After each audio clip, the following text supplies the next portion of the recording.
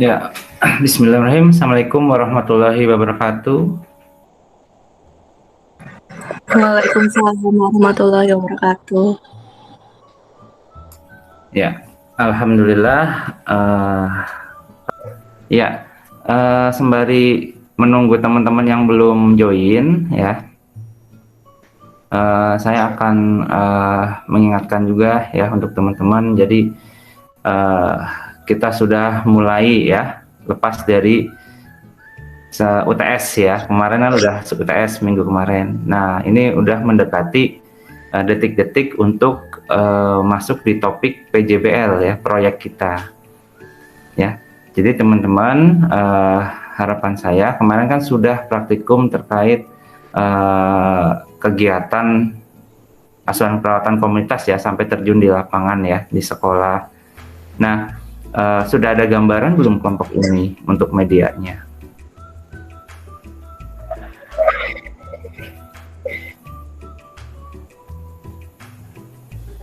Sudah, karena gini harapannya nanti di topik yang 11 ya, untuk PJBL pertama, teman-teman kan diharapkan dalam 1 minggu itu sudah bisa ya menerapkan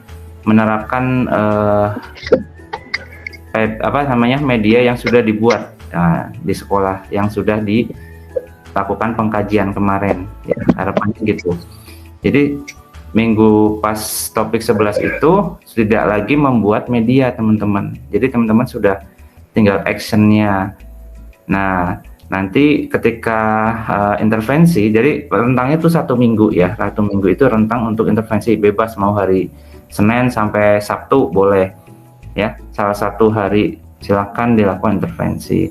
Nah, intervensinya adalah bisa berupa memberikan media dalam bentuk modul ya, atau poster, atau dengan video. Kemarin kelompok ini kalau nggak salah menggunakan apa, saya belum dapat infonya nih medianya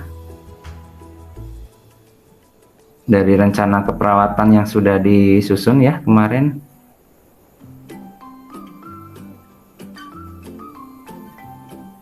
Info medianya, Pak. Iya, medianya bentuknya apa?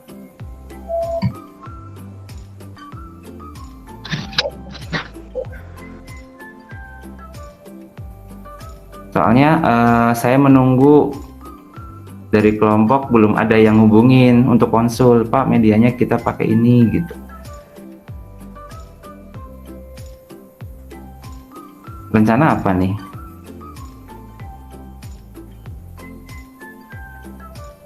Maaf Pak, sepertinya belum dibahas. Nah itu ya, jadi masih ada waktu teman-teman, masih ada waktu, makanya saya mengingatkan ya, biar nanti tidak ngedadak saat mengerjakan gitu. Masih ada waktu berapa minggu gitu ya untuk mempersiapkan media. Nanti boleh selama kurun waktu mempersiapkan media untuk proyek pertama ya, PJBL-nya, teman-teman bisa konsul ya, perwakilan dari kelompok nanti konsultasi ke saya boleh, atau lewat grup WA ya boleh ya. Jadi harus sinkron dengan rencana intervensi yang kemarin sudah disusun gitu. Jadi misalkan meningkatkan, kan kemarin ada yang memberikan misalnya pendidikan kesehatan aja ya, jadi yang akan diukur tuh nanti pengetahuan saja teman-teman, tidak sampai ke perilaku. Makanya kemarin untuk mengukur keberhasilan media, teman-teman membuat kuesioner ya kan. Nah, kuesioner itu boleh ya diambil dari teori yang mungkin bisa mendukung, misalkan akan memberikan pendidikan kesehatan terkait stunting misalkan ya, akan memberikan pendidikan kesehatan terkait PHBS atau yang lain. Nah, berarti teman-teman sudah membuat kuesioner ya untuk mengukur tingkat pengetahuan si pasien ya, dimana sebelum diberikan pengetahuan tentang PHBS, stunting atau apapun itu seperti apa, dan setelah dilakukan apakah meningkat. Nah, kita nggak tahu, nanti ditabulasi sebelum dan sesudah. Nah, itu dilakukan di PJBL pertama Nah, nantinya hasil dari PJBL pertama itu akan diramu oleh teman-teman di PJBL kedua dalam bentuk sebuah artikel yang nantinya akan kita pilih artikelnya. Bila artikel itu bagus, baik, maka atau layak untuk dipublikasi, maka kita akan fasilitasi untuk mempublikasikan. Jadi nama teman-teman juga ikut include ya di artikel tersebut. Paham ya teman-teman? Untuk kelompok kesehatan sekolah. Ya, kayaknya kita udah 733 ya. Kita mulai aja ya. Bagaimana, sepakat? Yang lain? Dwi Lamintu sepakat? Kita mulai? Sepakat, Pak. Oke. Ya, alhamdulillah kita mulai untuk praktikumnya ya. Jadi praktikum pada pagi hari ini ya, jadi terkait dengan tidak jauh untuk promosi kesehatan ya. Namun ini memang lebih spesifik ke upaya perilaku kesehatan ya, untuk membuat sasaran kita baik individu, kelompok ataupun komunitas bisa ya mengarah ke yang tadinya maladaptif menjadi adaptif. Nah, jadi intinya di situ. Jadi promosi perilaku upaya kesehatan ini kita bisa membantu ya. Sasaran di komunitas ada individu, kelompok ataupun komunitas. Ya. Bentuknya seperti apa? Nah, praktikumnya ini nanti teman-teman bisa sinkronkan ya praktikum ini dengan rencana proyek pertama tadi yang saya sampaikan.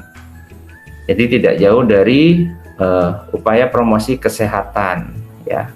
Nah, promosi kesehatan ini adalah tindakan di pencegahan apa coba kemarin di komunitas. Ini tingkat pencegahannya primer, sekunder, apa tersier? Primer, Pak. Betul, bagus, primer ya.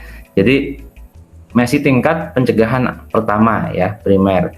Nah, promosi perilaku upaya kesehatan ini ya untuk temanya itu tergantung dari hasil pengkajian.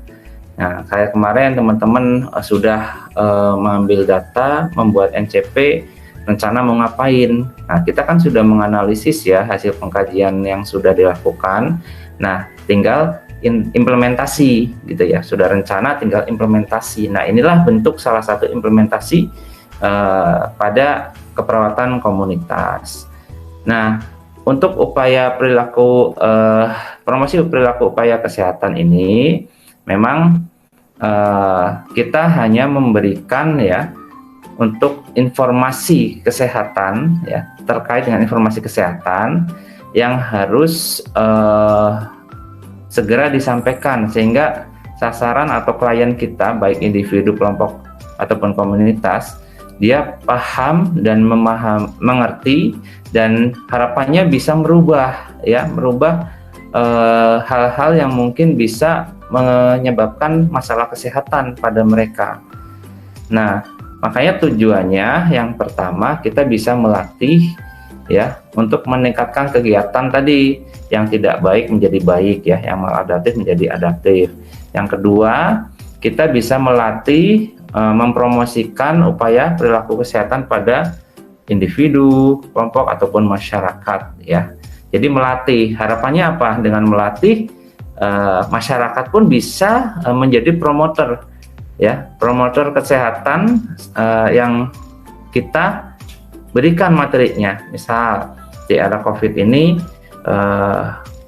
masyarakat mungkin sudah mulai mengabaikan ya protokol kesehatan khususnya di COVID dengan tidak pakai masker dan segalanya, bahkan sampai mereka harus dilakukan penjaringan dengan operasi ya gabungan, operasi masker di setiap titik wilayah.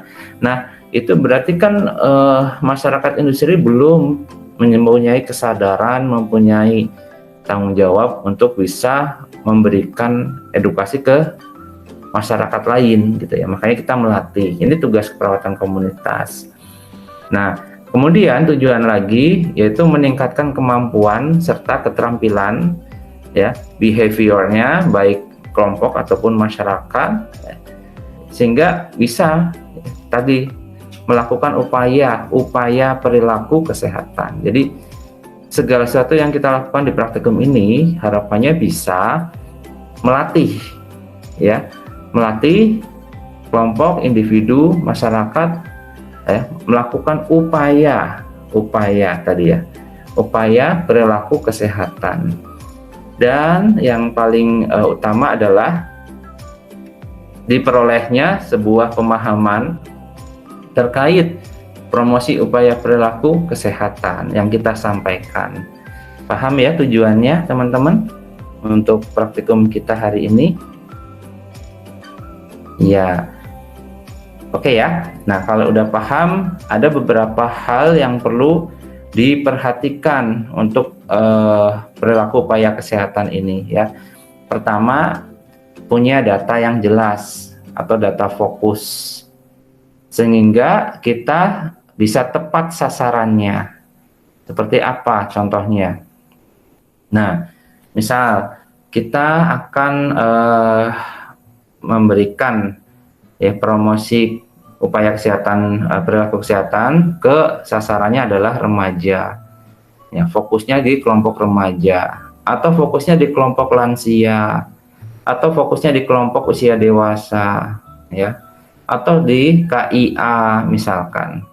Nah, itu harus jelas sasarannya. Yang kedua, ya, memiliki rencana yang baik, ya, punya rencana yang baik. Jadi tidak ujuk-ujuk kita datang ke agregat tersebut langsung memberikan edukasi. Nah, yang udah teman-teman kan ketika di masyarakat ya, datang di kelompok misalkan di wilayah RT-nya masing-masing sebagai calon perawat profesional, kita langsung memberikan edukasi. Ibu-ibu, marilah kita menjaga kesehatan khususnya protokol COVID. Nah, kita stagnan di situ, bingkir, aduh ini materi ini apalagi, karena kita belum siap. Makanya perlu persiapan yang matang, yang jelas ya. Nah, secara teori, kemampuan kita, pemahaman kita terkait teori yang akan kita sampaikan atau materinya, nah, atau sebuah tujuan dari upaya ya promosi perilaku kesehatan itu sendiri. Nah, sehingga ketika kita melakukan action ya dari awal prainteraksi sampai dengan evaluasi akan mudah teman-teman ya. Kita tidak lagi bingung ya, mentok. Harus ngomong apa lagi, harus berbicara tentang materi yang mana, urutannya gimana gitu ya. Paham ya teman-teman? Jadi harus matang, itu tujuannya. Kemudian kesediaan komitmen. Nah, ini penting. Jadi ketika kita akan memberikan sebuah kegiatan intervensi, khususnya ini ya, promosi upaya perilaku kesehatan, ada komitmen yang kuat antara si klien dengan kita agar bisa berpartisipasi dengan maksimal. Jadi tidak setengah-tengah. Kita baru menjelaskan ini adalah jenis-jenis virus COVID-19 yang terbaru, yang berbahaya. Nah, itu pada pergi melipir satu-satu. Nah, kita perlu komitmen. Bagaimana caranya? Ya dijelaskan di awal. Saya memohon untuk bapak-bapak dan ibu-ibu untuk tetap ya bersedia di sini sampai dengan selesai saya menyampaikan materi yang insya Allah bermanfaat untuk bapak ibu semua.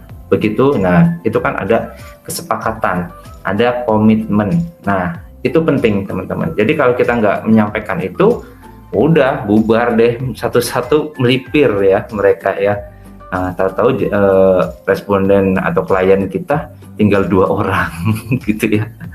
Nah, itu penting. Kemudian kita lakukan evaluasi ya. Evaluasi itu juga penting teman-teman. Jadi setelah kita melakukan, kita lakukan evaluasi. Evaluasinya apa? Bisa secara direct, bisa secara kuesioner ya. Kalau direct berarti kita langsung mengajukan pertanyaan. Dia menangkap nggak apa yang kita sampaikan? Dia paham nggak apa yang kita jelaskan? begitu. Nah, jangan-jangan setelah dijelaskan masuk telinga kanan keluar kiri, jadi dia nggak ngerti, apalagi dia persepsinya berbeda. Nah, akhirnya ketika dia menjelaskan ke orang lain dari apa yang kita sampaikan, misperception. Nah, itu dia ya, bahaya. Itu yang disebut salah satu kondisi di mana penerimaan masyarakat akan menjadi miss ya, karena penyampaian yang kurang jelas ya, kurang dimengerti oleh masyarakat itu sendiri. Kemudian yang berikutnya ya, ada beberapa kriteria sukses. Nah, tadi yang bisa dijelaskan secara langsung oleh masyarakat dengan kita bertanya ya, direct, ataupun dengan hasil pengukuran secara kuantitatif. Nah, seperti apa? Kita sebar kuesioner, khususnya misalkan kita ingin melihat hanya pengetahuan, berarti ya sudah, kita hanya kuesioner pengetahuan. Dia tadinya tidak tahu menjadi tahu, tadinya tidak ngerti jadi ngerti gitu ya. Beda dengan sikap. Sikap itu afektif. Nah, itu akan beda lagi. Yang tadinya mungkin dia tidak mempunyai kesadaran, ketika kita memberikan promosi upaya perilaku kesehatan, akhirnya menjadi apa? Memiliki sebuah kesadaran ya. Sehingga dia akan melakukan effort untuk tujuan yang kita harapkan ya. Jadi berbagai cara dia akan lakukan agar misalkan gini, terkait dengan materi ASI eksklusif ya, anjurkan ibu di KIA nih, agregat KIA untuk memberikan ASI eksklusif selama 6 bulan ya, bahkan sampai 2 tahun itu boleh ya.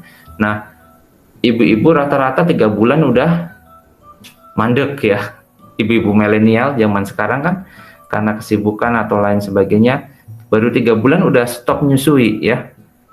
Nah, kita memberikan promosi upaya perilaku kesehatan nih agar ibu-ibu mau menyusui ya, menyusui, menetei, memimimi istilahnya itulah ya. Jadi macam-macam ya, memimimi memimimi. Nah, agar selama 6 bulan full dia mau gitu ya. Nah, kenapa? Dari segi kesehatan jelas ya, si anak akan menjadi lebih kuat ya imunitasnya, karena ASI itu lebih bagus daripada air susu yang lainnya ya. Nah, makanya banyak anak zaman sekarang ya, karena 3 bulan tok, istilahnya ini baru 3 bulan tok, dikasih ASI, setelahnya dikasih air susu sambung ya. Ya, air susu apa biasanya? Kalau habis ASI berhenti dikasih apa? Susu apa? Ada yang dikasih susu kambing? Banyakan apa? Susu sapi ya. Banyakan dikasih susu sapi. Makanya tingkah lakunya kayak pedet ya. Tahu pedet enggak? Pedet itu Anak sapi, Pak. iya, jadi tingkah lakunya kayak pedet ya. Anak-anak zaman now itu bahaya sekali, karena dikasih asinya cuma 3 bulan. Jadi yang sifat manusianya hanya 3 bulan, sifat sapinya ya sisanya sampai umur berapa tuh, lebih banyak sifat sapinya kan di air susu sapinya sih. Nah, makanya kalau diperintah sama orang tuanya ya, anak-anak zaman sekarang, tumbasna ini garam di warung, padahal cuma 10 langkah ke depan. Dia jawabannya apa? Mau gitu ya, kayak sapi ya. Nah, itu masalahnya. Makanya kita perlu memberikan edukasi, tidak hanya faktor psikis atau sifat ya, tapi dari faktor kesehatan itu sangat luar biasa ya. Nah, itu jadi dari materi itu kita sampaikan ya, harapannya ibu-ibu yang tadinya kita berikan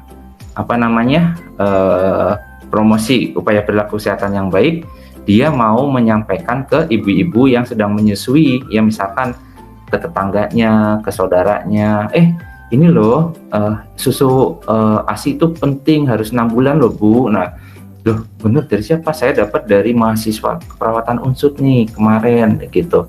Jadi harus disampaikan ya. Jadi promoter. Nah, itu berarti kalian sudah berhasil melakukan promosi upaya perilaku kesehatan. Indikatornya di situ ya. Makanya ada evaluasi ulang ya terkait dengan sasaran yang kita berikan intervensi. Paham sampai sini? Nah, kita belum nih, baru penjelasan, nanti kita praktekin ya. Nah, oke, lanjut. Nah, untuk edukasi, itu edukasinya itu bebas teman-teman. Jadi kalian tuh tinggal menentukan sesuai dengan rencana asuhan perawatan yang sudah dibuat. Misalkan di sekolah ya mau memberikan tentang PHBS, atau di sekolah akan melakukan tentang resiko cedera ya, penanganan cedera. Kan banyak kan anak sekolah tuh masalahnya gitu, jatuh ya, resiko jatuh, cedera, kemudian jajanan yang tidak sehat ya, kemudian SD kelas 6 sekarang sudah mulai banyak yang terkena, bukan terkena ya, banyak yang sudah mulai datang bulan ya, dapat kalian kemarin waktu pertama datang bulan itu SMP apa SD? Apa ada yang SD? SD. Nah, bener kan SD. Jadi ketidaktahuan ya tentang apa namanya menstruasi. Nah, pada anak usia sekolah wanita ya SD itu boleh ya. Atau kesehatan reproduksi ya, yang secara dasar dulu awalnya di SMP baru diberikan. Nah, sekarang di SD sudah mulai karena upayanya untuk tindakan tadi promotif ya. Karena anak SMP sudah banyak yang punya anak juga zaman sekarang ya. Jadi hamil di luar nikah anak usia SMP cenderung lebih banyak sekarang. Zaman dulu SMA ya.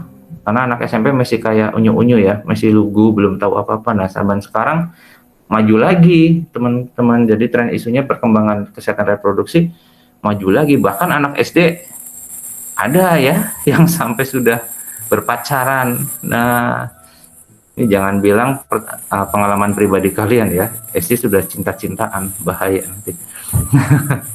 Nah, itu dari tren isu itu kita bisa menganalisis bahwa oh ya, ini penting loh materi ini untuk kita berikan promosi upaya perilaku kesehatan gitu ke sasaran kita gitu.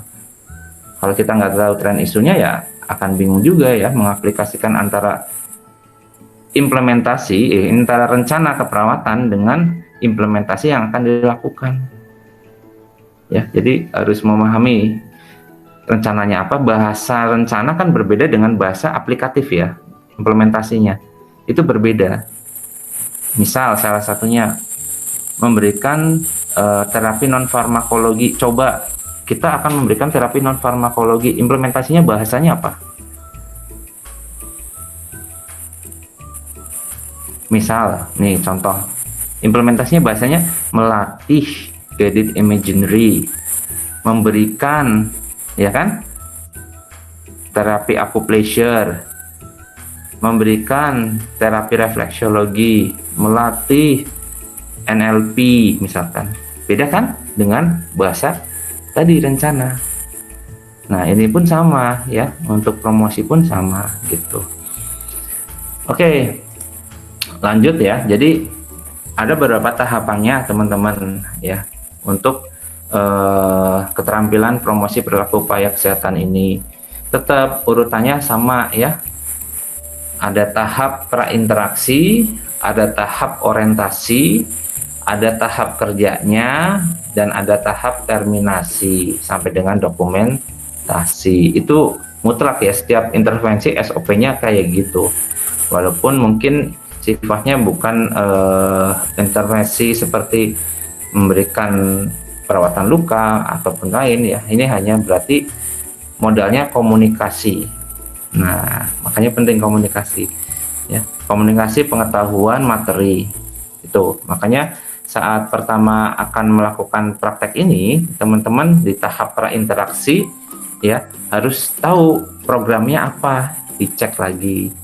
Ya, kemudian catatan logbooknya di kontrak tertulis apakah betul waktu jadwalnya hari ini misalkan.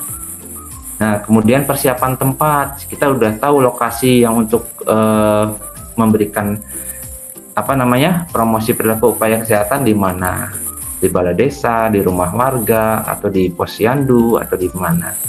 Itu tahap interaksi penting, paham ya teman-teman? Oke, kemudian di tahap orientasi, nah orientasi teman-teman udah ahli ya, tapi jangan sampai monoton gitu ya, kayak di KDM, dari saat KDM praktikum terus sampai sekarang. Selamat pagi, nama saya perawat Alinisa, saya bekerja dari jam 7 sampai jam 2 siang. Jadi ini di komunitas gak kayak gitu ya. Jadi kalau di tahap orientasi ya, kita sama halnya seperti, intinya adalah menyampaikan salam ya, menyapa, kemudian mengingatkan kalau masyarakat belum tahu kita atau belum hafal, tidak mengulang-ulang intinya ya. Kemudian yang paling utama menjelaskan tujuan, prosedurnya seperti apa, kegiatannya, kemudian menanyakan ya bagaimana, apakah masyarakat sudah siap. Nah, kemudian kalau sudah ditanyakan, sudah siap, diberi kesempatan untuk bertanya terkait kegiatan, kemudian memberikan intinya kalau jaga privasi bukan menutup tirai ya. Kalau kalian nanti di lapangan, tirai sebesar apa nanti yang akan kalian gunakan ya. Jadi jaga privasi itu bukan menutup tirai ya. Nanti pas ujian saya akan menutup tirai gitu. Jadi kalau di lapangan tirainya gede banget ya teman-teman. Nah, intinya Bapak Ibu untuk kegiatan ini ya, saya akan menjaga identitas Bapak Ibu ya, yang ada di data kuesioner yang akan saya bagikan. Intinya gitu, kalau akan kuesioner itu ya, ada penjelasannya, paham ya, untuk privasinya. Nah, kemudian setelah kita bisa menjelaskan tadi di tahap orientasi, langsung kita mulai dengan cara yang baik. Nah, contoh ya, tahap orientasi ya seperti ini. Ya, Assalamualaikum warahmatullahi wabarakatuh. Selamat pagi Bapak, Ibu, adik semua. Nah, misalkan ini di tempat yang luas ya. Nah, Alhamdulillah bertemu lagi dengan saya, Perawat Nanda. Pada kesempatan pagi hari ini, saya akan berbagi informasi dan harapan saya bisa dilanjutkan oleh Bapak Ibu, adik-adik semua di sini untuk menyampaikan informasi yang akan saya sampaikan kepada khalayak atau teman atau saudara atau masyarakat di sekitar wilayah ini gitu. Nah, ada tujuannya ya. Nah, harapannya ada. Nah, kemudian kegiatan yang akan kita lakukan pada pagi hari ini ya, yang pertama tujuannya untuk meningkatkan keterampilan Bapak Ibu adik semua dan pengetahuannya terkait dengan materi apa. Oke, materinya apa terserah ya. Nah, prosedur untuk kegiatan bukan prosedur ya, urutan kegiatan yang akan kita lakukan pada pagi hari ini, yang pertama adalah nanti akan saya sampaikan ya, sampaikan materi terkait dengan apa gitu. Dan harapan saya nanti Bapak Ibu bisa menyampaikan sama seperti yang saya jelaskan ya kepada Bapak Ibu terkait materi tersebut gitu. Dan jangan khawatir, Bapak Ibu nanti akan saya berikan modul sebagai pedoman pegangan ketika akan memberikan materi seperti saya ini. Nah, bila membutuhkan materi, boleh nanti minta ke saya. Nah, begitu ya. Jadi nanti saya akan berikan beberapa materi, dan sebelum saya berikan, sebelum kita mulai, mungkin bisa Bapak Ibu mengisi data kuesioner yang sudah saya bagi ya di Bapak Ibu semua. Silakan diisi dulu, saya berikan kesempatan 10 menit sampai 15 menit ya untuk mengisi, dan Bapak Ibu tenang saja, insya Allah data yang Bapak Ibu tuliskan di kuesioner tersebut akan saya jaga, tidak saya sebarluaskan gitu, khususnya data demografi atau data pribadi. Untuk data pengetahuan akan saya gunakan untuk menambah referensi ya terkait dengan tingkat pengetahuan untuk materi apa ini. Intinya gitu ya, menjelaskan prosedurnya apa. Sudah Bapak Ibu, Ade, sudah selesai ya gitu. Apakah sudah siap untuk kita mulai untuk kegiatan pagi hari ini gitu? Oke, siap ya. Ya, sebelum kita mulai, silahkan ada yang mau bertanya tentang kegiatan ini sebelum saya jelaskan materinya. Oh, nggak ada. Oke, kita mulai ya Bapak Ibu semua. Terima kasih banyak. Nah, sudah ya, selesai ya. Itu tahap orientasi. Nah, kemudian lanjut di tahap kerja. Nah, di tahap kerja berarti kita tinggal memberikan beberapa materi yang sudah disiapkan ya.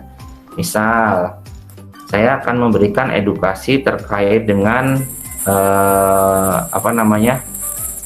kesehatan reproduksi misalkan ya. Berarti kita sudah menyiapkan materinya, contoh kayak gini.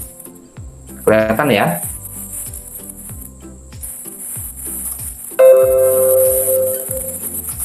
Kelihatan nggak teman-teman? Kelihatan, Pak. Nah, ini beberapa contoh materi ya yang pernah saya berikan ke masyarakat, khususnya KIE ya, kesehatan reproduksi remaja. Nah, ini sumbernya dari materi di PPNI DPD Kabupaten Banyumas. Nah, gambarannya seperti ini. Ya, sama seperti kalian sedang menjelaskan suatu hal atau presentasi, namun di sini ada hal-hal yang memang perlu kita sampaikan dengan jelas ya, sehingga si remaja ini bisa menyampaikan ya ke teman remajanya itu sendiri ya. Jadi misalkan siapa sih remaja ya, apa sih kesehatan reproduksi, nah gitu ya. Nah, ini kenapa ya penting. Nah, ini lebih spesifik ke masalah penyakit yang sering terjadi pada usia remaja. Nah, ini apa itu pendidikan kesehatan, kita jelaskan juga. Ini betul-betul materi yang memang disampaikan ya teman-teman. Ini contoh real materi yang digunakan untuk upaya perilaku kesehatan, promosi upaya perilaku kesehatan pada sasaran agregat usia remaja. Nah, nih seksualitas, ini sebagai gambaran aja ya. Jadi kita jelaskan nih satu-satu, apa sih seks. Jadi remaja tuh, wow, kalau udah denger kayak gini seneng banget ya. Nah, begitu tahu penyakitnya, begitu tahu hal-hal yang akan berakibat ke dia sebagai remaja ketika tidak menjaga kesehatan reproduksi. Nah, dia akan mulai berpikir dan akan mulai menganalisis bahwa oh iya ya, saya nggak boleh tuh melakukan hal-hal kayak gini. Oh, saya harus menjaga banget kesehatan reproduksi saya. Nah, tadi tujuan di awal kita kan menyampaikan, tolong disampaikan ke temannya. Nah, ya kan, di orientasi. Nah, nanti di akhir kita sampaikan. Setelah kita menyampaikan semua ya, ini semua sampai terakhir gitu. Nah, setelahnya kita langsung menekankan lagi bahwa baik teman-teman remaja semuanya ya, Karang Taruna di desa ini gitu. Tadi kan sudah disimak ya materinya tentang kesehatan reproduksi, kemudian tentang usia remaja dan lain sebagainya gitu ya. Nah, bagaimana, apakah ada yang berminat untuk mendapatkan penyakit tadi gitu misalkan? Oh, enggak gitu ya. Ada yang berminat kesehatan reproduksi yang bermasalah?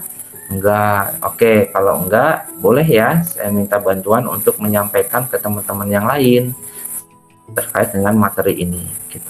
Paham ya sampai sini di tahap kerja? Nah, jadi sasarannya harus fokus gitu. Nah, setelah selesai ya memberikan presentasi, ini presentasi tidak hanya dengan PowerPoint ya teman-teman. Jadi bisa contoh, misalkan kita tidak menggunakan presentasi tadi, kita bisa menggunakan media. Nah, kalau medianya video ya kita putar aja video gitu ya. Kemudian kita jelaskan di akhir sesi penayangan video tersebut gitu. Tapi kalau bentuknya PowerPoint, bentuknya poster, leaflet dan sebagainya, kita harus jelaskan seperti tadi. Ya, itu bedanya. Jadi kalau hanya video ya kita tampilkan video, dan video-video itu bisa di-share juga oleh teman-teman remaja. Jadi kita membuat video yang unik ya, yang remaja suka. Nah, yang nggak membosankan.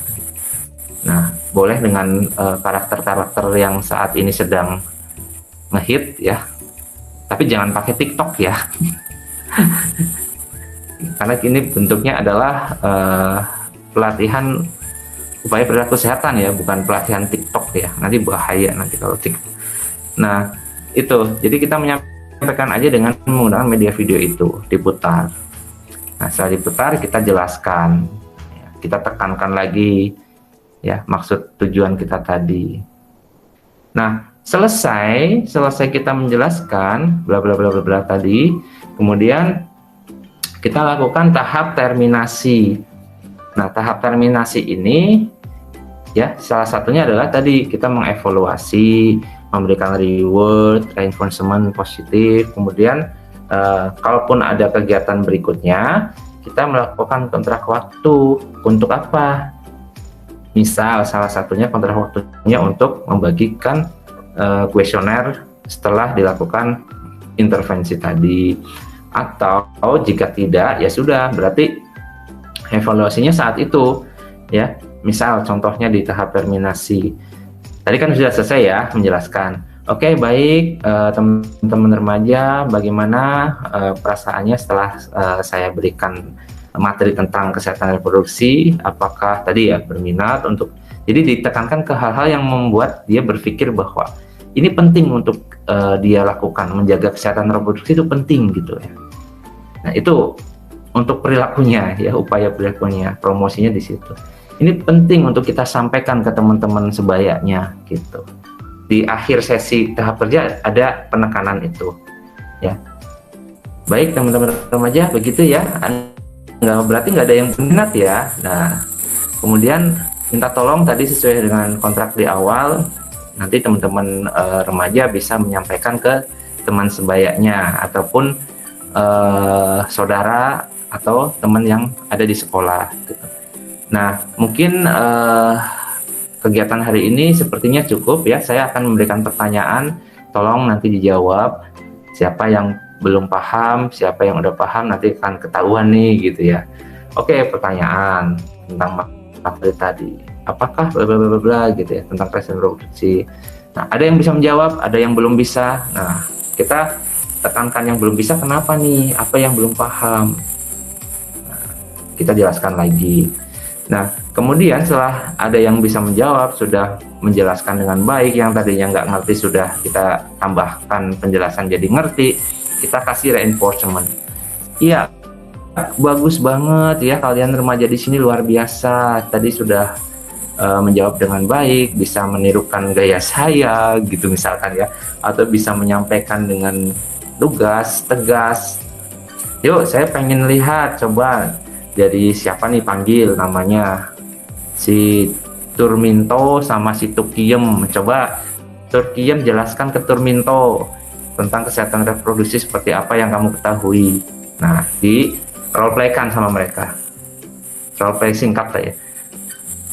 Oh ini nih. Oke, udah bagus. Nah, walaupun tidak sedetail kita jelaskan tadi, setidaknya ada beberapa hal yang sudah bisa diterima oleh sasaran kita atau pasien kita ya. Jadi rasionalistiknya di situ ya, tidak semuanya dapat masuk saat itu, enggak. Makanya evaluasi kuesioner itu tidak langsung pada hari itu ya.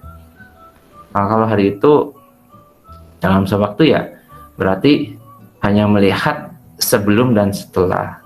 Tapi kalau misalkan kuesioner akan dibagikan untuk mengukur sikap, nah itu perlu waktu selama berapa rentang hari, misalkan 1 minggu. Nah, kalau untuk pengetahuan ya saat itu juga bisa, misalkan sebelum dikasih kuesioner, terus intervensi tahap kerja tadi, saat tahap terminasi kita kasih kuesioner dengan melakukan evaluasi juga, dan setelah diberikan itu kita beri reinforcement dan tutup dengan cara yang baik. Paham ya teman-teman praktikum ini? Setidaknya teman-teman punya gambaran. Jadi promosi kesehatan tidak hanya ujuk-ujuk menjelaskan, tapi persiapannya tadi sinkronkan dengan rencana yang sudah ada data fokus di situ, sasaran jelas, tempatnya jelas, dan sebagainya. Oke, jadi setelah kita lakukan terminasi, ya kasih reinforcement dan sebagainya, kemudian jangan lupa karena ini bagian dalam proses keperawatan komunitas, ya lakukan pencatatan intervensi tindakan ini di lembar catatan keperawatan komunitas. Ya, seperti halnya sasaran klinik ya di individu. Kalau misalkan sasarannya individu, ini kan bisa saja ya dari individu, berarti dari setiap kakak, setiap kepala keluarga agregat remaja, berarti kita datang ke setiap rumah yang ada memiliki usia remaja, anak usia remaja. Nah, kita kasih pendidikan kesehatan, upaya promosi perilaku kesehatan ini. Nah, kalau sasarannya kelompok, berarti ya kelompok remaja masjid, berarti kita kumpulkan. Kalau sasarannya masyarakat, berarti kita secara luas. Nah, tergantung sasaran juga. Siapa yang bisa menentukan sasaran? Ya, kita sendiri sebagai perawat komunitas. Makanya di komunitas itu segala sesuatu dimanajemen oleh kita sendiri. Yang mengambil keputusan kita sendiri. Yang merencanakan kita sendiri. Yang mengaplikasikan, mengimplementasikan kita sendiri. Jadi betul-betul hak prerogatif atau secara individualis kita bisa menentukan hal tadi. Beda kalau yang di klinik itu sifatnya kolaboratif. Kita menunggu pendelegasian, kita menunggu kerjasama dengan beberapa tenaga kesehatan. Nah, kalau di komunitas nggak bisa, kita harus mengambil keputusan, memanajerial sendiri proses keperawatan itu sendiri. Nah, kita yang menentukan, kita yang mengaplikasikan, kita yang mengevaluasi, kita yang mencatat, ya kan? Nah, kalau memang butuh tindakan kolaboratif, kita lintas sektor tadi, bisa dengan mitra. Oke, saya butuh penjelasan terkait dengan ilmu gizinya nih di remaja. Oke, kita rangkul tuh teman-teman gizi. Nih, kamu ngisi ini ya tentang gizi remaja. Nah, yang kurangan gizi nih, coba dikasihlah gitu ya. Saya udah ngisi tentang materi merawat kesehatan reproduksi yang baik seperti apa. Nah, jadimu masuk include di gizi gitu ya. Jadi enak, kita mitra, bukan berjenjang. Nggak ada namanya atasan bawahan. Kalau di komunitas kayak gitu. Nah, kerjasamanya lintas sektor. Oh iya, ini remaja butuh penjelasan tentang narkoba. Karena ada kaitannya kesehatan reproduksi dan narkoba. Kita rangkul BNN, BNK, polisi, Polri. Nah, Pak Polisi ngisi nggih gitu. Nah, iya. Jadi yang sering dilakukan kayak gitu di komunitas. Nah, gitu ya. Jadi kita nggak menunggu pendelegasian, kita harus ambil keputusan. Makanya ada belajar manajerial. Oke, teman-teman, bagaimana kita coba? Kita coba ya untuk praktikum hari ini. Setelah saya jelaskan, nanti saya akan tunjuk di sini sebagai promotornya siapa ya yang jadi perawat. Ini karena harus bisa semua ya. Nanti bila ada yang kurang pas kita luruskan. Siapa nih yang mau nyoba? Ada yang mau nyoba? Aura? Halo, Aura?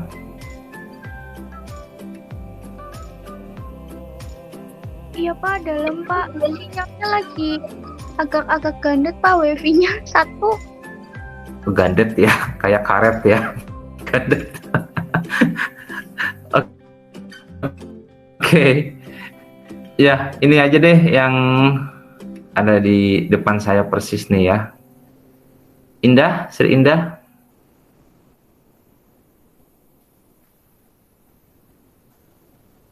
Halo, Sri Indah, Yuli, Hartati. Saya panggil namanya banyak banget ya.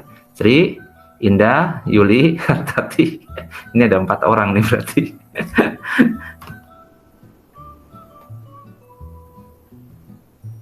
Oke, kalau belum ya udahlah. Dwi, ayo Dwi. Dwi Lemintu. Nah, nanti Ya Pak. prakteknya ini aja dari tahap prainteraksi kan udah jelas ya, menyiapkan semua sarana prasarana ya. Jadi orientasi aja. Jadi orientasi, tahap orientasi dari memberikan salam, menyapa, menjelaskan ya, sampai dengan terminasi. Nanti untuk materi boleh nanti saya sharekan di sini, nggak usah sampai selesai ya, menjelaskan sedikit aja, langsung tahap terminasi. Ya, kita coba ya.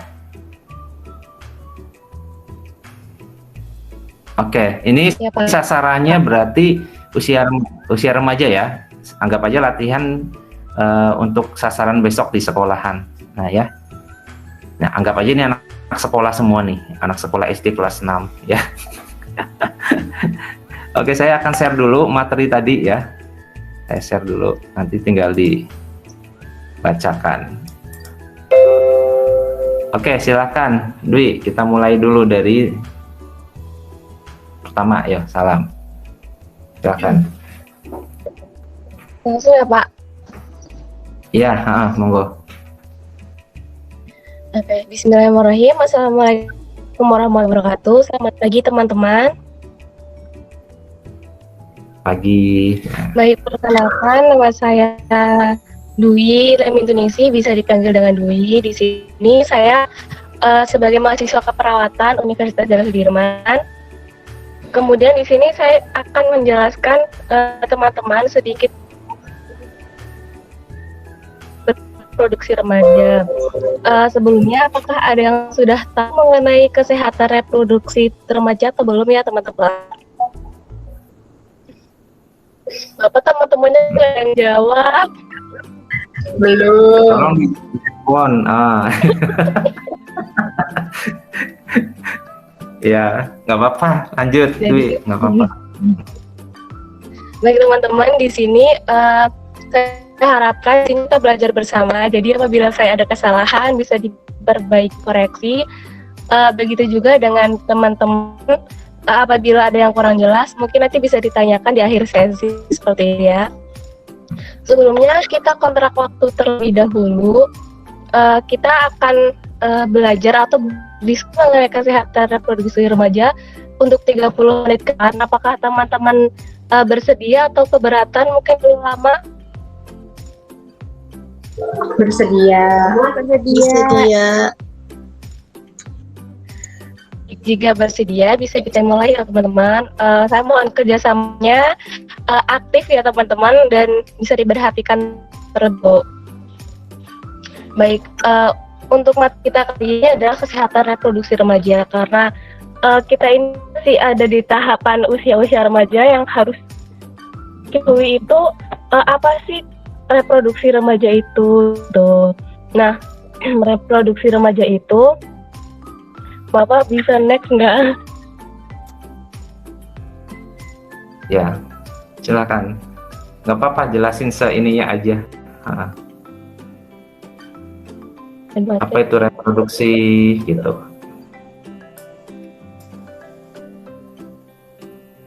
Sudah kelihatan slide-nya? Enggak gerak Pak di saya. Gelap. Iya, Yang lain kelihatan? Gak gerak, Pak. Bentar. Sudah jelas? Sudah, Pak. Sudah nih. Oke. Baik, kita lanjutkan ya teman-teman. Jadi reproduksi itu berasal dari dua kata, Yang pertama ada tare yang artinya itu kembali, dan produksi itu artinya membuat atau menghasilkan. Nah, jadi untuk arti reproduksi itu sendiri adalah suatu proses kehidupan manusia dalam menghasilkan keturunan dan kelestarian hidup. Tuh. Ingat-ingat ya teman-teman, reproduksi itu terdiri dari dua kata. Kemudian Terus siapa remaja itu? Nah, siapa teman-teman? Ada yang tahu? Nggak tahu.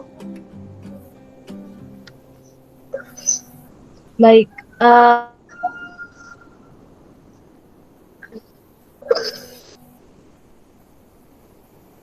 ya, tahap remaja. Bentar, Pak. Nggak kelihatan.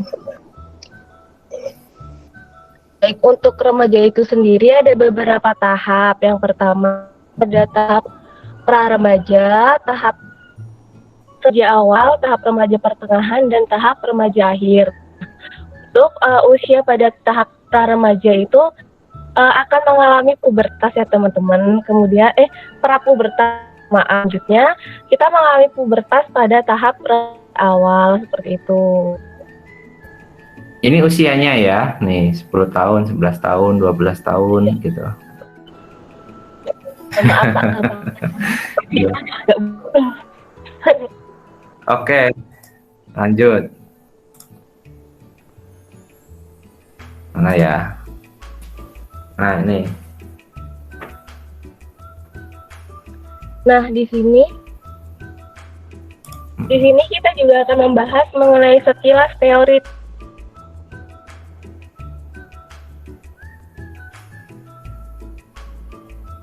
Dijelaskan pendidikan kesehatan reproduksi apa sih gitu.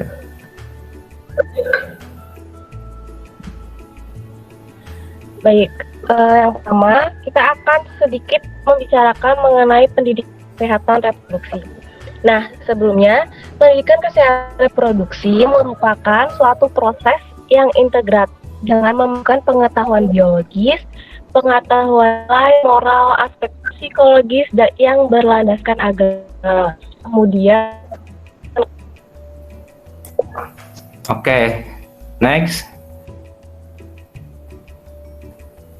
pendidikan kesehatan itu dimulai dari orang tua terlebih dahulu ataupun dari keluarga anak tersebut. Seperti itu teman-teman. Apakah saya dalam menjelaskan ini, mohon maaf apabila dalam menjelaskan ada kesalahan kata maupun kata-kata yang kurang jelas, jelaskannya kurang gamblang gitu ya teman-teman. Selanjutnya, apakah ada yang ingin ditanyakan teman-teman?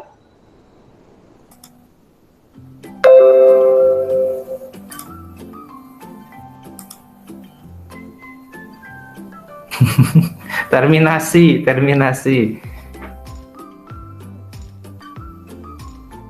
Pertanyaan tadi di awal.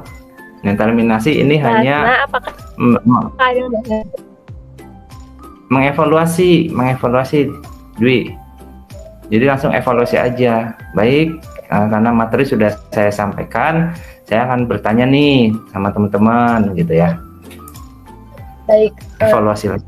Baik teman-teman, karena materi sudah selesai, maka saya akan mengevaluasi pemahaman dari teman-teman nih, apakah dari tadi memperhatikan atau tidak. Saya tanya kepada Mbak Hasna. Mbak Hasna, apakah Hasna?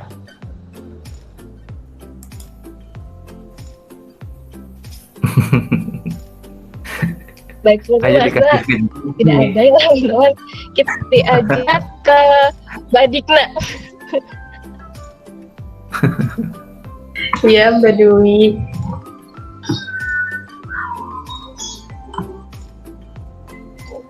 Halo Dikna, apakah bisa mendengar suara saya? Iya, bisa mendengar. Baik, Mbak Dikna, saya ingin bertanya. Tadi kan sudah menjelaskan mengenai jadi coba Mbak Dikna jelaskan kembali apa itu sudah reproduksi. Reproduksi ya. Ya, Jadi reproduksi itu terdiri dari dua kata, ada re, ada produksi. Re itu artinya kembali, produksi itu menghasilkan sesuatu. Jadi reproduksi itu kembali menghasilkan sesuatu. Bagus sekali Mbak Dika, berarti di sini Mbak Dika sangat memperhatikan ya, dapat memahami materi kali ini. Mungkin satu lagi saya ingin bertanya ke Meliana, apakah bisa mendengar suara saya? Bisa, Dwi. Bisa, Mbak. Ya baik. Ini anak SD manggilnya Dwi ya. Oke. Baik. Ya. Saya ingin bertanya nih. Tadi kan saya juga sudah menjelaskan kapan pendidikan reproduksi itu diajarkan. Menurut Mbak Meliana, dari materi yang saya tadi jelaskan, kapan sih waktu yang tepat untuk menjelaskan mengenai kesehatan reproduksi terhadap anak? Sejak ini, Mbak Dwi. Sejak kita masih menjelang remaja, Mbak Dwi. Baik, itu sebaiknya dilakukan di lingkup apa ya? Maksudnya di keluarga, di komunitas, atau di lingkungan sekolah gitu? Bisa dari keluarga dan bisa dari sekolah. Baik, bagus sekali. Di sini teman-teman memperhatikan apa yang saya kasih. Gimana ya Pak bahasanya Pak, susah? Ya, alhamdulillah. Jadi adik-adik di sini luar biasa sekali. Jadi selama saya menjelaskan, menyimak dengan baik dan sangat bagus ya responnya, bisa menjawab, semuanya bisa menjelaskan. Nah, harapan saya di sini teman-teman di sekolah SD ini bisa nanti ya disampaikan ke teman-temannya yang lain gitu. Jadi memang harus dengan bahasa yang kalau kita sasarannya anak SD ya berarti adik-adik. Kalau kita sasarannya ke sesama usia ya teman-teman misalkan ya, sama profesi gitu ya. Ya Pak. Jadi memang harus ada pemilihan kata. Kalau udah dievaluasi gitu sampai ya selesai ya gitu. Pak. Nah, ada dua tipe tadi ya saya jelaskan. Evaluasinya secara langsung tadi berarti Dwi melakukan langsung ya, langsung menanyakan ke adik-adik SD tadi ya, usia SD tadi. Nah, kuesioner ya, sebelum suruh mereka mengisi pertanyaan-pertanyaan dengan skala Likert aja yang bisa dipahami. Jadi Likert kan hanya dipilih ya, setuju, tidak setuju, sangat setuju ya. Nah, itu pakai skala Likert, ini tinggal centang. Kalian ketika akan menghitung peningkatan pengetahuannya nanti akan mudah, karena kalau skala Likert kan tadi ya hanya mencentang dari 4 pertanyaan, sangat tidak setuju ya, setuju, sangat setuju, atau apa gitu ya.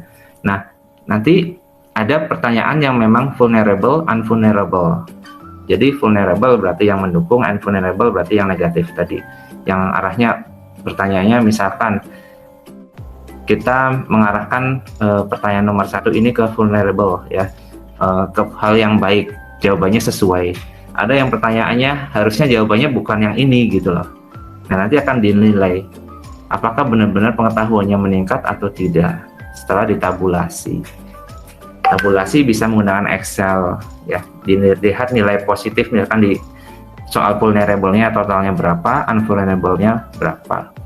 Nah, kalau misalkan harapan kita ya, soal vulnerable-nya ada 6, unvulnerable-nya ada 4 dari 10 pertanyaan.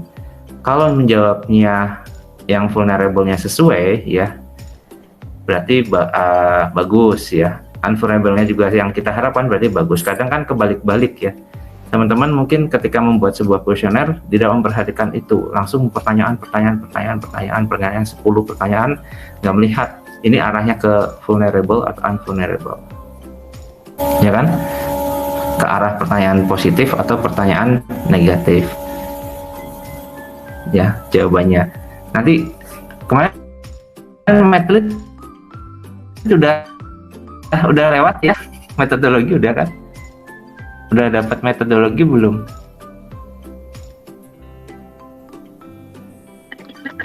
Sudah, Pak. Nah, udah berarti udah ahli, karena syarat juga di komunitas 2 ini kan kalian juga paham terkait untuk menganalisis data ya. Jadi tidak harus dengan SPSS, tidak harus dengan software lainnya, tapi pakai Excel aja bisa kalau pertanyaannya sedikit. Ya minimal pertanyaan 15 pertanyaan, nah disampaikan untuk menilai pengetahuan aja cukup. Jadi sebelum dan sesudah. Setiap pertanyaan dipahami. Ini pertanyaan yang jawabannya ke arah positif, pertanyaan arahnya negatif. Nanti dibaca lagi deh di materi metodologi apa itu vulnerable dan unvulnerable. Nah itu dipakai ya di komunitas. Jadi gitu, tidak sembarangan kita menilai pengetahuan dari sebelumnya seperti apa, hanya ditulis pertanyaan, tahu tidak tahu gitu ya. Enggak. Tapi ada gambarannya bahwa kita membuat kuesioner itu memang mengarahnya kemana. Di dalam kuesioner itu ada bobotnya gitu. Enggak bisa kita jelaskan secara kuantitatif, secara angka. Jadi kalau yang bilang angka, nilai maksimalnya sekian, berarti bila nilai maksimalnya dari rentang misalkan 70, total skornya ya bobot 70, berarti dia pengetahuannya baik. Oh ternyata 60, berarti pengetahuannya sedang, nanti dikategorikan gitu. Oh di bawah 50, berarti kurang. Nah kita lihat, setelah kita bagi kuesioner, kita tabulasi, kita analisis total skor bobotnya berapa. Oh ini rata-rata dari yang kita sebar sebelum dan sesudah nih, rentangnya sekitar 70 ke atas, berarti pengetahuannya bagus nih. Sebelumnya gimana? Sebelumnya di bawah 60, cukup lah ya misalkan.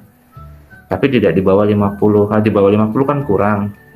Nah kalau sebelumnya kita sebar segitu, setelahnya kita sebar meningkat, misal itu kan harapan kita ya. Nah, hipotesis kita harapannya ke situ. Kalau emang enggak ya berarti kita yang perlu direfleksikan lagi, kita kurang apa nih dalam menyampaikan, kita kurang di mana gitu ya, apakah materinya terlalu banyak atau penyampaiannya atau komunikasinya gitu. Itu yang digunakan nanti sebagai evaluasi di proses asuhan keperawatan, di dokumentasi. Gimana teman-teman, paham? Paham, Pak. Iya. Ya, luar biasa ya. Aplaus dulu buat teman-teman semua, terutama tadi ya, Dwi. Nanti tetap setiap mahasiswa harus mencoba dan harus bisa mempraktekkan. Karena ini istilahnya keterampilan dan nanti mungkin akan diujikan ya, diacak uji. Jadi setiap mahasiswa nanti harus bisa menyampaikan, menyiapkan materinya ya, bentuk evaluasinya seperti apa.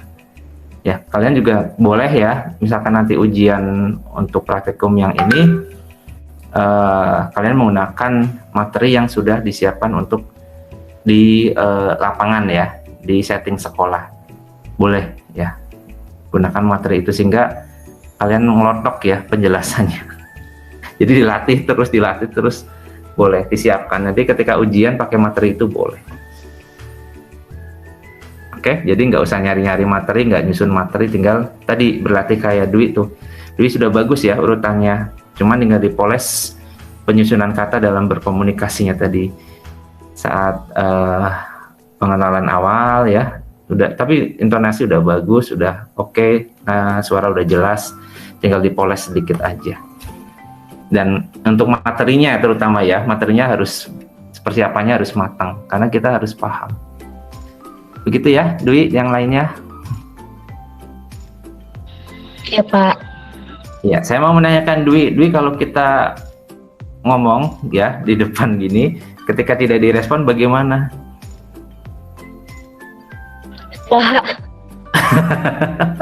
Nah, itulah empati ya. Jadi kita harus merasakan dulu Jadi teman-teman yang lain ya harapannya tingkatkan lagi empati ke dalam forum walaupun daring ya. Misalkan ada temennya yang bertanya, temennya yang menyapa ataupun memberikan argumen, tolong dikasih feedback ya. Meskipun disambi dengan ada yang mungkin sedang masak persiapan buat buka puasa nanti sore, ada yang sedang nyetrika gitu ya. Ada yang sedang mainan HP-nya, WhatsAppan dengan temennya misalkan ya. Utak-atik tangannya di bawah ya. Misalkan. Nah, itu tetap ya harus belajar berempati karena nilai sikap itu tidak hanya saat kita bertemu langsung ya, saat daring pun akan terlihat. Empati itu menjadi sebuah nilai afektif untuk teman-teman. Jadi ini saya ceritakan ya, beberapa dosen nanti akan menilai dari sikap teman-teman itu. Makanya ketika ada yang tanya, berdiskusi kayak Dwi tadi menanyakan, iya bagaimana gitu ya. Nah, direspon. Nah, itu akan menjadi nilai baik ya untuk teman-teman, terutama khususnya nilai afektif. Oke ya teman-teman. Jadi harapannya saya seperti itu, tidak menganggap bahwa nanti takutnya loh nilai efektif saya kok jelek, padahal saya masuk kuliah daring gitu. Nah, bisa saja dari hal-hal kayak tadi. Makanya saya tadi kalau bisa open kamera, open gitu ya, dengan baju yang sopan baik. Itu di semua kuliah ya. Nanti kalian ikut mata kuliah yang lain, apa-apa gunakan treatment ini ya untuk meningkatkan nilai efektif kalian. Gitu ya. Ya, saya rasa cukup ya untuk praktikum pada pagi hari ini. Luar biasa sekali. Kami dengan teman-teman tadi udah mencoba ya. Dan nanti untuk media ya, khususnya kelompok ini kan dengan saya ya, di setting sekolah. Nah, kita coba nanti mulai untuk menyusun ya. Kalau di kelas A sudah mulai ya, nah di kelas B ini harus lebih giat lagi nih ya. Sasarannya apa? Kemarin NCP sudah jadi. Pilih dari salah satu intervensi, rencana intervensi. Pilihlah dari salah satu yang sudah kalian buat. Nah, itu pedoman kalian. Nanti tinggal menyusun aja. Jadi nggak bingung, nggak biang aku mau bikin apa ya. Kita mau bikin apa nih, medianya apa gitu ya. Nah, ini ada beberapa program ya, harapannya. Ini kan total jumlah kelompok saya berapa ya? Yang kemarin setting sekolah. Jumlah anggotanya, Pak? Saya lupa. 8, ada 10. 13 kalau nggak salah. 12 kalau 12 ya? 12. Oke. Rencana mau ngambil intervensi apa nih? Kalian nih? Dari rencana perawatannya kemarin. Kan banyak tuh. Salah satunya misalkan yang urgent, yang masalah aktual, tiap masa pertama yang jadi prioritas di sekolah yang kalian kaji kemarin. Mungkin itu Pak, pendidikan kesehatan. Soalnya kemarin diagnosis utamanya itu, prioritas diagnosisnya itu yang ketidakefektifan pemeliharaan kesehatan. Oke. Terkait apa nanti? Nah itu Pak, saya mau nanya. Jadi kan berdasarkan analisisnya itu, data yang kita ambil banyak banget yang menunjang untuk ketidakefektifan pemeliharaan kesehatan itu. Ada yang di sekolahnya nggak ada UKS, terus pelayanan kesehatannya kurang baik, terus sekolahnya juga tidak ada pengecekan kesehatan rutin, kamar mandinya kotor. Itu kan terlalu kompleks ya Pak kalau misalnya dijadiin dalam satu media. Nah, menurut Bapak gitu, lebih baik yang mana yang kita utamakan gitu? Apakah di kondisi kamar mandinya atau ke sikap guru-gurunya gitu? Iya. Oke, terima kasih. Jadi hati-hati juga ya, jangan sampai jadi bumerang. Nah, ini bahaya. Jadi kita jangan mengejas nanti dengan intervensi yang kita berikan seolah nanti menyindir. Jadi sasaran kita adalah human, manusia, ya, human atau manusia, bukan ke sanitasi.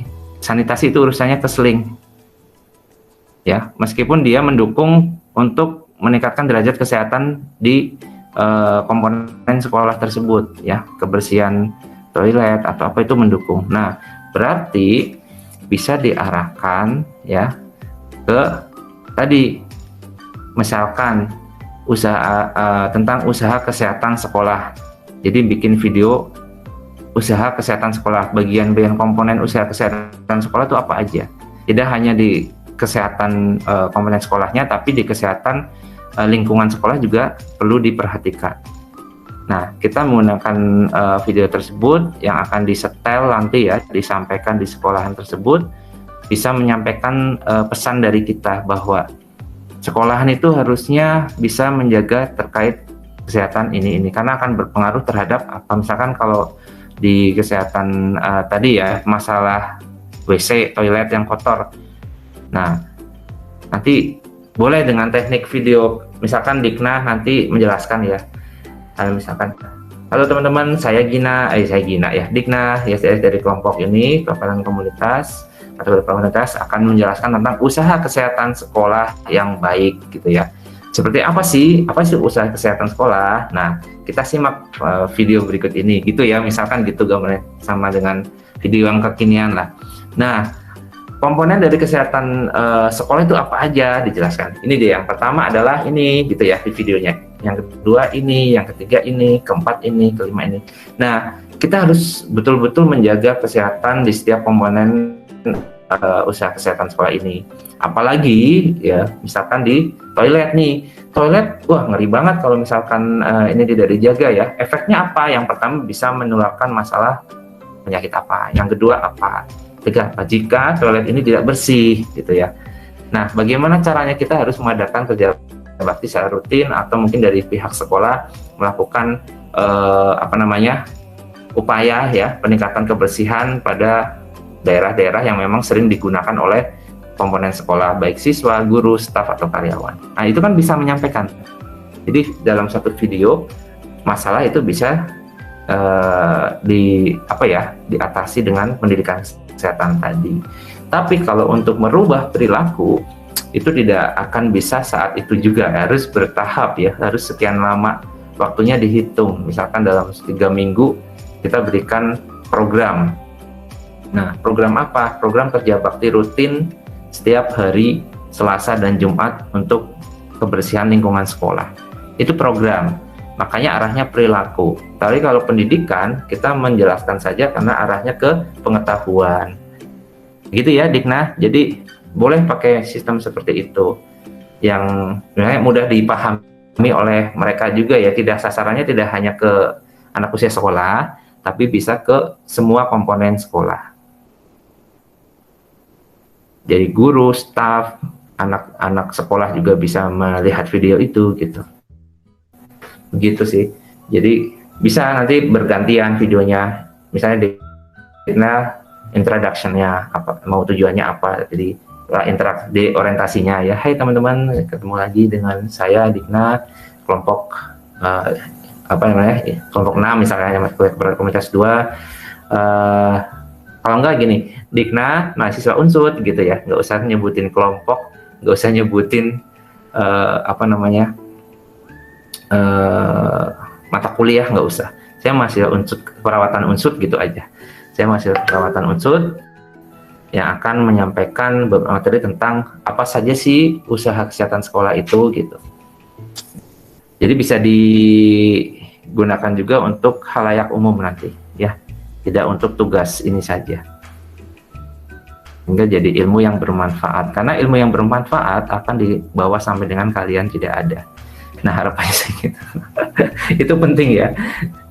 Nah, makanya jangan pelit untuk menyampaikan ilmu gitu.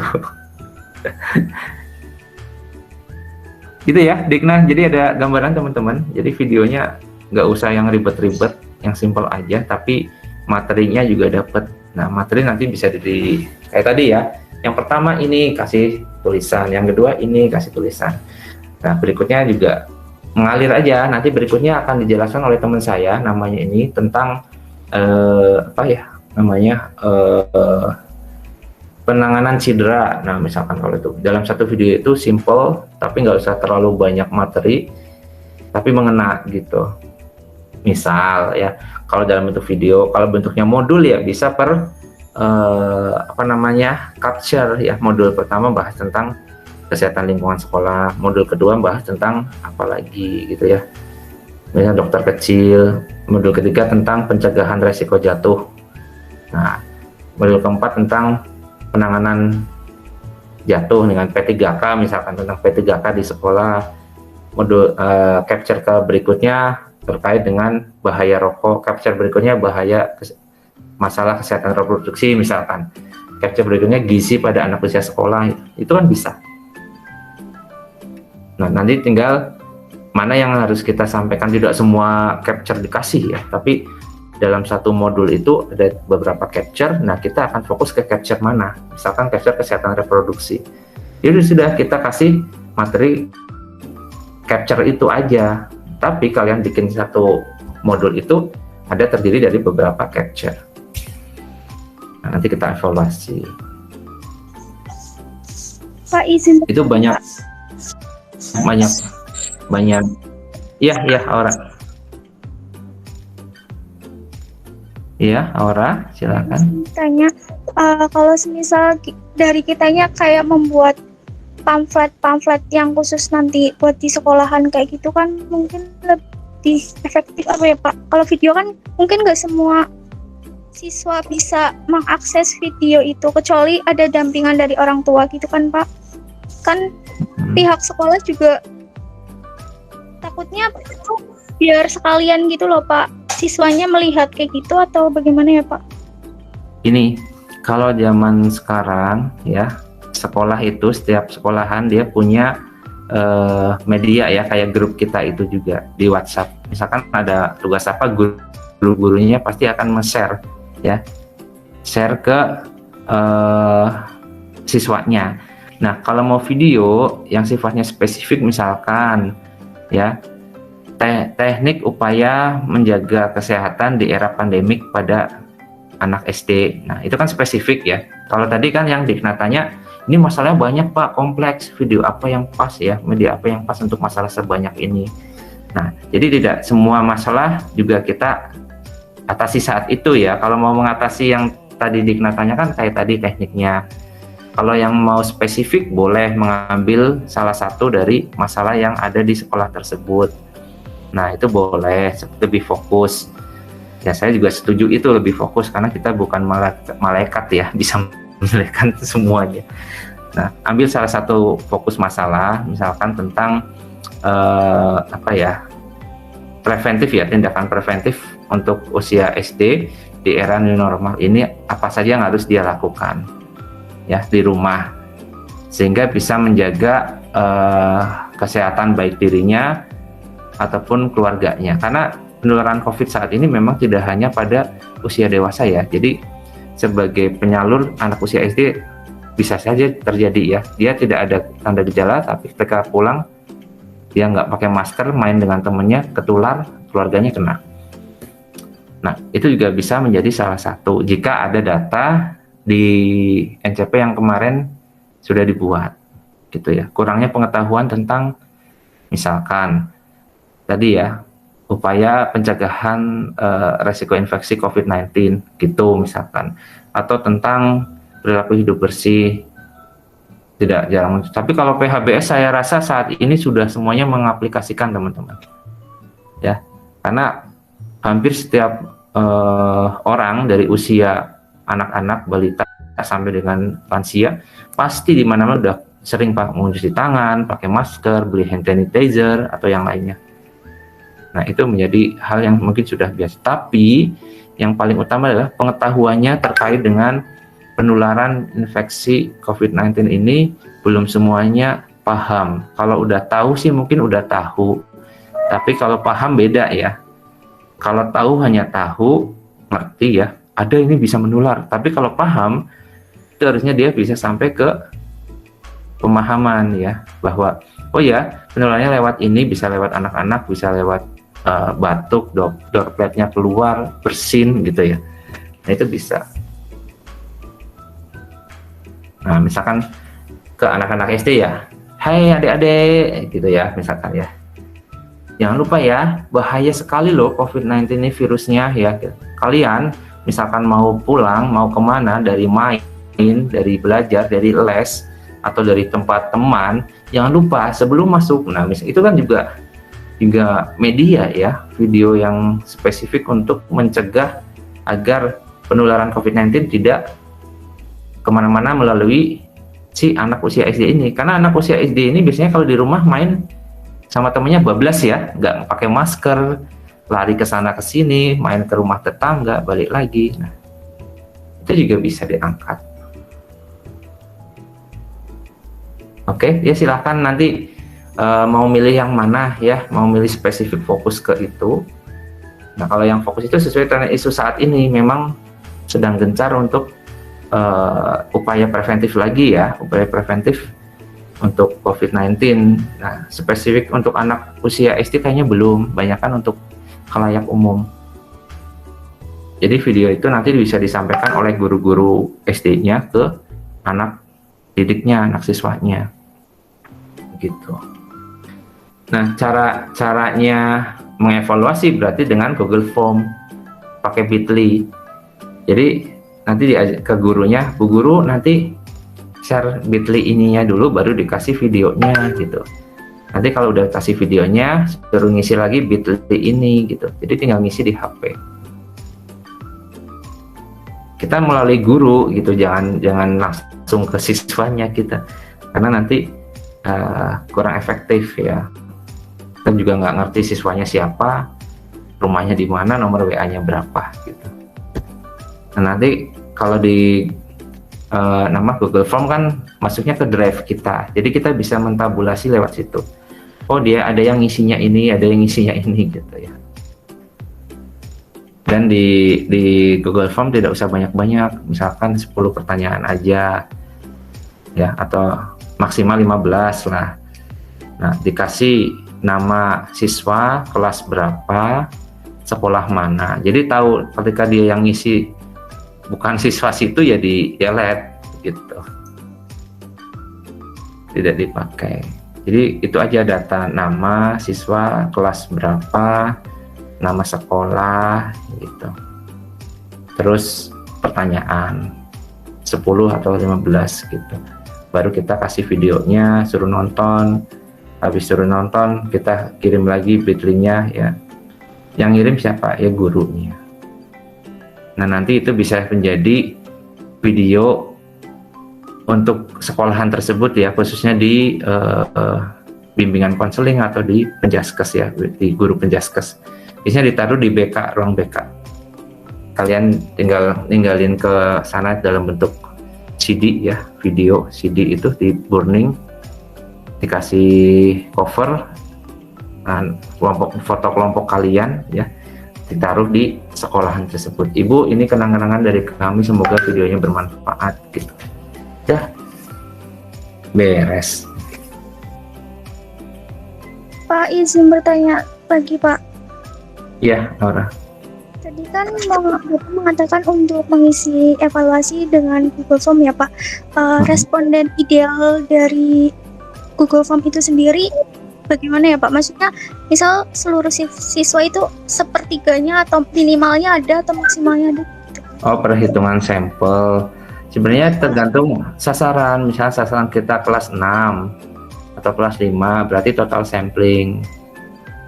Karena jumlahnya kan tidak banyak. Nah, untuk sampel minimal untuk dianalisis minimal tuh 15. Akan tidak homogen datanya. Tapi karena ini kita bukan penelitian, hanya untuk menilai tingkat pengetahuan sebelum dan setelah intervensi, sehingga misalkan hanya satu kelas yang jumlahnya 15 atau 20 siswa, nggak apa-apa ya. Syukur-syukur misalkan minimal 30 ya, 30 siswa misalkan diambil kelas 4, 5, 6. 4, 5, 6 kan sudah bisa membaca, sudah bisa ngisi Google Form tadi, diklik-klik tadi di HP gitu. Nah, itu lebih bagus. Jadi di atas 30 akan lebih baik datanya. Gitu.